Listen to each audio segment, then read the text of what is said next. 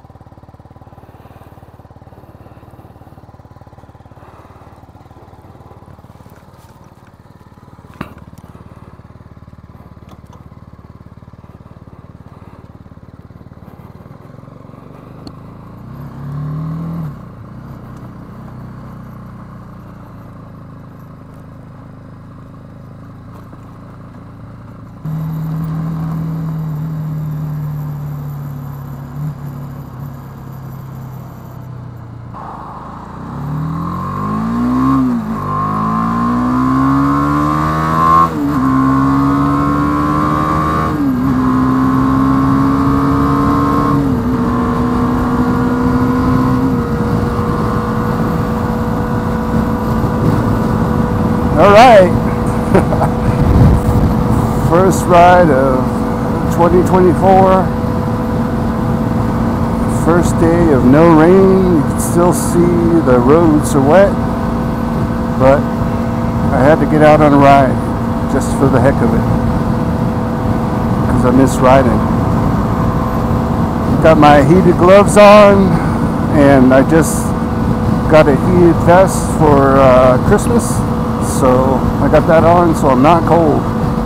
So you heard me talk all year about how great this motorcycle is and how much fun I have on it. And that still is the case. But there are things that I don't like about it. And I want to talk about that today. So the number one thing that I don't like about this, and these are all minor things, it doesn't change what I feel about the motorcycle, but just so everybody's aware. The very first thing is the clutch. What I find very annoying about this is that when you try to shift down to neutral, it doesn't always go in neutral. What it says is that it is in neutral, and then when you let the clutch out, the bike will stall and lunge forward. When I first got it serviced at the dealership, he said, "Oh, that's normal with all motorcycles." But the reality is, I've owned other motorcycles, and that's not the reality of it. I don't know if there's a adjustment that you could do for the clutch to make sure that when it's in neutral, that it stays in neutral, but I've yet to find out. It doesn't happen all the time, and it doesn't happen a lot, but when it does,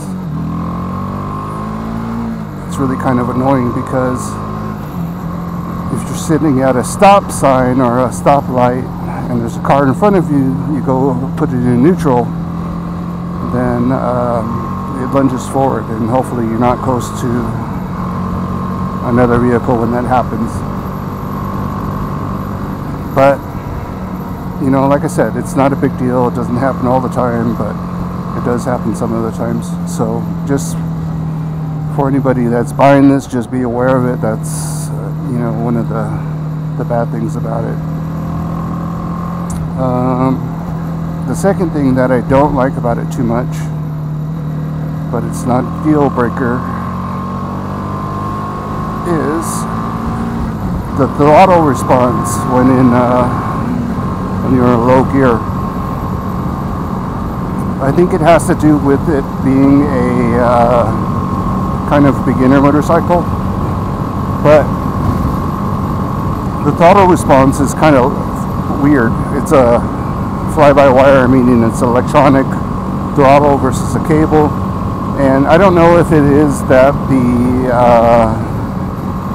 signal's not getting there, but it seems like in first gear, when you're trying to go off-road, sometimes it lags just a little bit.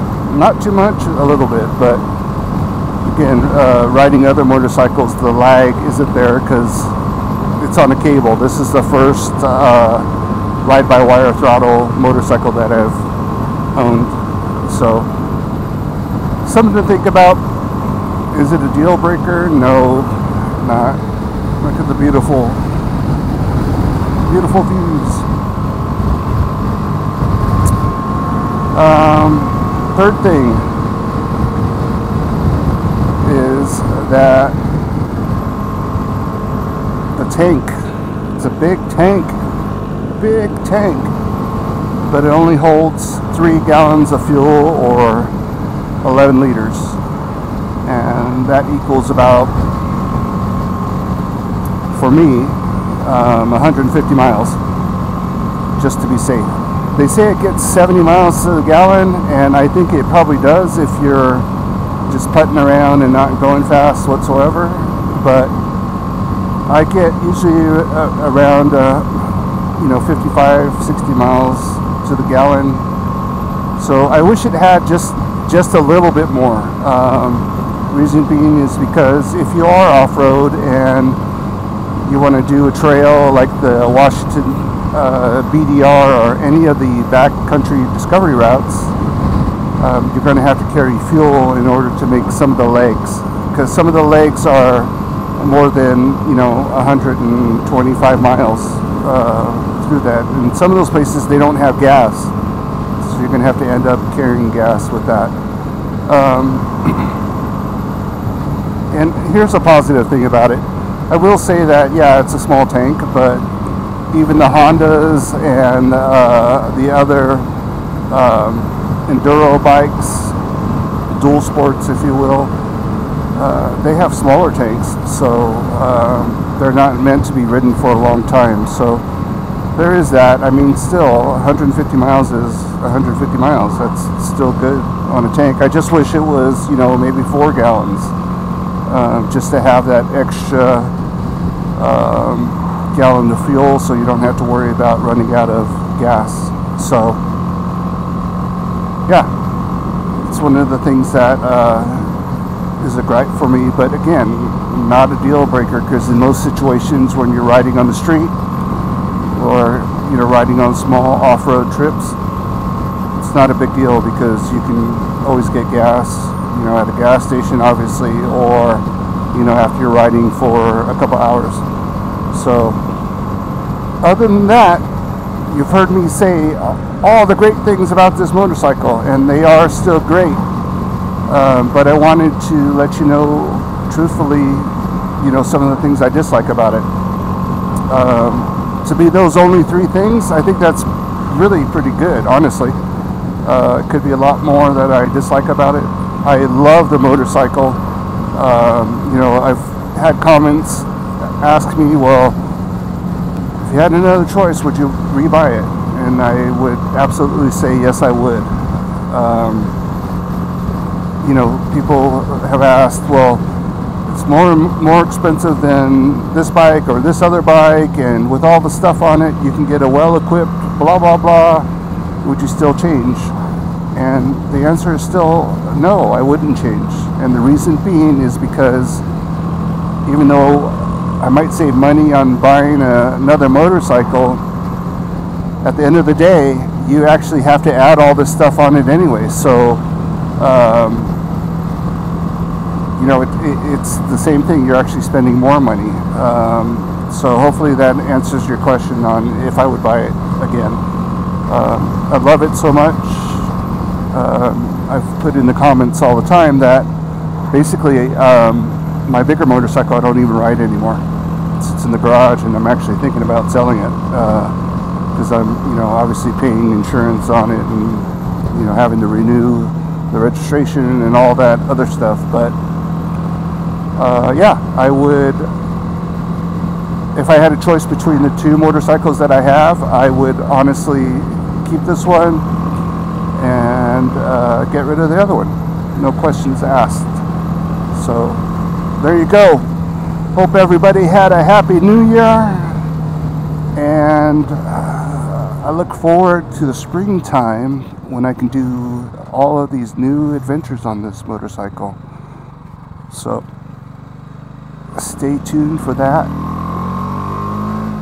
and watch out for deers, and stay safe, and hope you had a fantastic holiday, and we'll see you in the next video.